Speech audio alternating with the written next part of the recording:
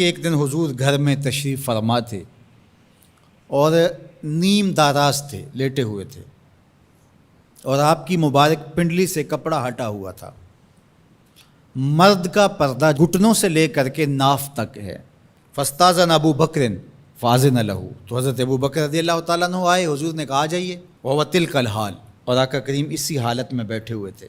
فتحدث، وہ بیٹھے اور حضور سے ہم کلام ہوئے۔ ثم استاذن عمر، پھر حضرت عمر آئے، انہوں نے اذن طلب کیا تو حضور نے کہا آ جائیے، اور حضور اسی حالت میں تشریف فرما رہے۔ فتحدث، وہ بھی بیٹھے اور گفتگو چلتی رہی۔ ثم استاذن عثمان، پھر حضرت عثمان کی آواز آئی، حضور میں اندر آ سکتا ہوں؟ فجلس رسول اللہ صلی اللہ علیہ وسلم، حضور سیدھے ہو کے بیٹھ گئے۔ وسوى ثيابه، اور جلدی جلدی اپنی پنڈلی کے اوپر کپڑا ڈال دیا۔ جب یہ لوگ چلے گئے، حضرت ابو بکر رضی اللہ تعالیٰ عنہ بھی، حضرت عثمان بھی، حضرت عمر رضی اللہ تعالیٰ عنہم چلے گئے۔ قالت عائشہ رضی اللہ تعالیٰ عنہ، حضرت عائشہ فرماتی ہیں میں نے کہا حضور ابو بکر آئے تو آپ بیٹھے رہے، جنبش نہیں کی، کپڑا سیدھا نہیں کیا۔ حضرت عمر آئے تو آپ اسی حالت میں رہے اور باتیں چلتی رہیں، لیکن جب عثمان آئے تو پھر آپ ایک دم اپنا کپڑا سیدھا کرنے لگے اور اٹھ کے بیٹھ گئے۔ تو سنو میرے حضور نے کیا جواب دیا۔ کہا میں اس سے حیا نہ کروں جس سے اللہ کے فرشتے بھی حیا کرتے ہیں۔ کتنا بد نصیب ہے جو حضرت عثمان غنی پہ زبان درازی کرتا ہے۔ یہ عثمان وہ ہیں جس سے اللہ کے فرشتے بھی حیا کرتے ہیں۔ اللہ اکبر، یہ عظمت حضرت عثمان غنی رضی اللہ تعالیٰ عنہ۔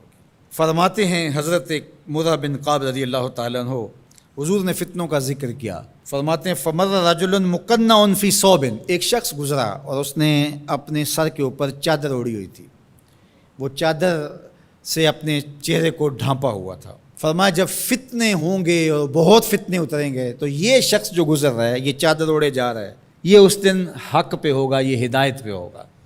مرہ بن کعب کہتے ہیں میں دوڑا کہ میں دیکھوں یہ خوش نصیب کون ہے، تو جب نیڑے ہو کے دیکھا تو حضرت عثمان غنی رضی اللہ تعالیٰ، کیا تو میں نے حضرت عثمان غنی کے سر کو پکڑ کے حضور کی جانب ان کا رخ پھیرا۔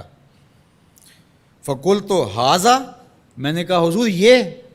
کالا نام، کہا ہاں یہی۔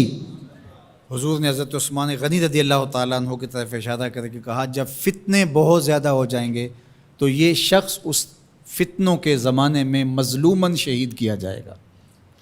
تو حضرت عثمان غنی رضی اللہ تعالیٰ عنہ پر 40 دن تک پانی بند رہا، اپنے گھر میں معصور ہو کے رہ گئے، سخت اذیتیں کاٹیں۔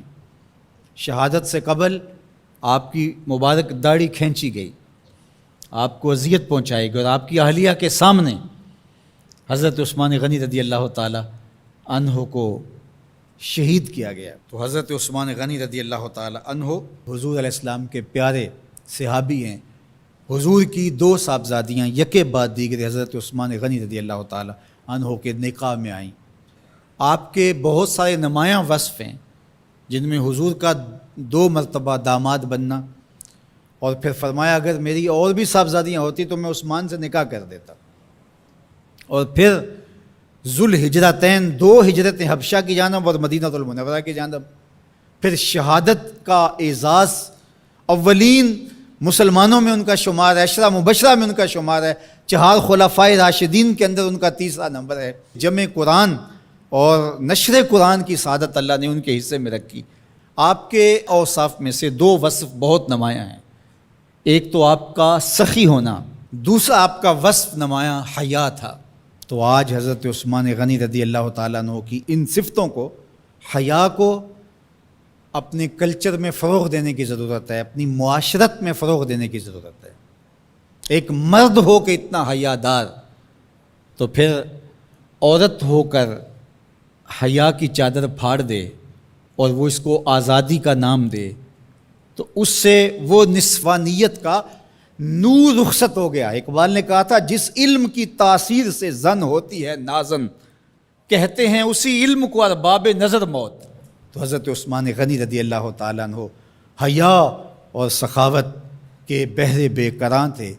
بزرگوں کی سیرت اس لیے بیان کی جاتی ہے کہ ان کے نقوش پا کو اختیار کرنے کا جذبہ پیدا ہو۔ ان کا ذکر کرنا اس امت پر قرض ہے، اور ان کی محبت اور ان کا پیار اس امت کے رگ و ریشہ کے اندر محو نفوذ ہونا چاہیے۔